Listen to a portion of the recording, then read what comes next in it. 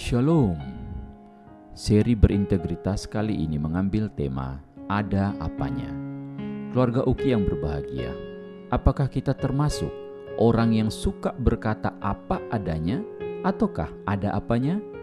Beberapa waktu yang lalu, seorang kaprodi datang berkeluh kesah kepada pendeta kampus. Katanya, "Pendeta, saya sudah tidak tahan lagi dengan perilaku salah seorang dosen di prodi saya.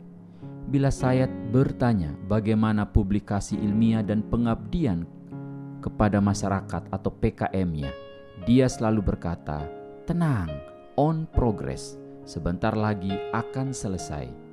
Namun, hingga 2 semester berlalu, dia sama sekali tidak menghasilkan publikasi karya ilmiah dan atau melaporkan PKM yang telah terpublikasi. Dia selalu berkata, ada apanya, karena inilah, karena itulah, tetapi sesungguhnya tidak ada apa-apa. Orang seperti apakah sosok tersebut?" Setelah berpikir sejenak, pendeta kampus berkata, "Bapak, itulah jenis orang yang suka berkata ada apanya, tapi sebenarnya tidak ada apa-apa. Seolah-olah dia sudah melakukan banyak hal, entah melakukan ini, entah itu, dan seterusnya. Namun fakta di lapangan berbicara lain. Omongannya besar, tapi kerjanya tidak ada. Orang semacam ini tidak bisa dipercaya karena bukan sosok orang yang berintegritas." Keluarga Uki yang bersuka cita, firman Tuhan lewat Raja Daud dalam Mazmur 5 ayat 6 hingga 7 berkata, "Pembual tidak akan tahan di depan matamu. Engkau membenci semua orang yang melakukan kejahatan. Engkau membinasakan orang-orang yang berkata bohong. Tuhan jijik melihat penumpah darah dan penipu." Jadi, seorang pembual adalah seorang yang suka membesar-besarkan hal kecil dan mengecil-kecilkan hal besar. Dia banyak ngomong tapi sedikit kerja. Ibaratnya tong kosong nyaring bunyinya.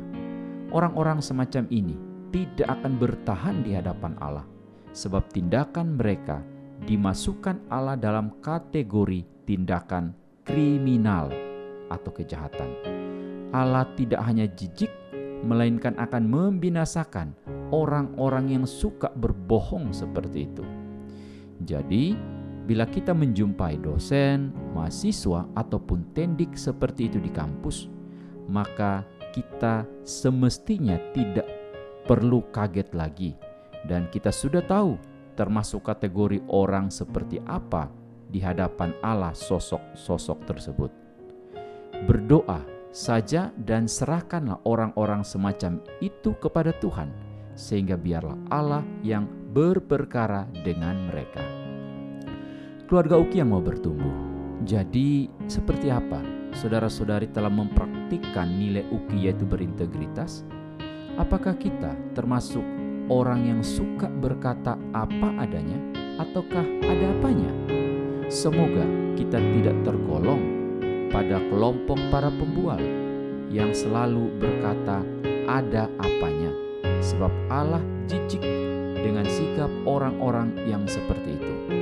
Oleh karena Allah benci dengan sikap pembual, tapi mengasihi orang-orangnya dengan harapan mereka dapat segera bertobat, maka bersediakah kita juga untuk membenci setiap perbuatan jahat, tetapi tetap mengasihi orang-orangnya? Mari kita berdoa. Ya Bapa, berikan kepada kami hati yang mengasihi para pembual, tetapi membenci perilaku jahat mereka yang suka berdusta dan tidak berintegritas tersebut.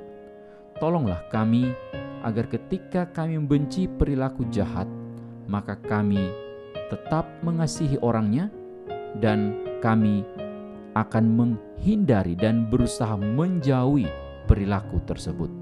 Dalam anugerah Yesus Kristus Putramu dan dengan pertolongan Roh Kudus kami memohon. Amin.